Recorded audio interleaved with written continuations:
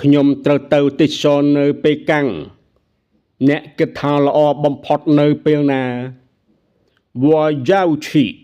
北京旅游你觉得什么时候去最好ល្អបំផុតទៅទេសចរនៅប៉េកាំងខែកញ្ញា9月去北京旅游最好ហេតុអ្វី为什么អាកាសធាតុនៅប៉េកាំងខែកញ្ញាមិនរងាហើយក៏មិនក្តៅដែរ9月的北京天气不冷也不热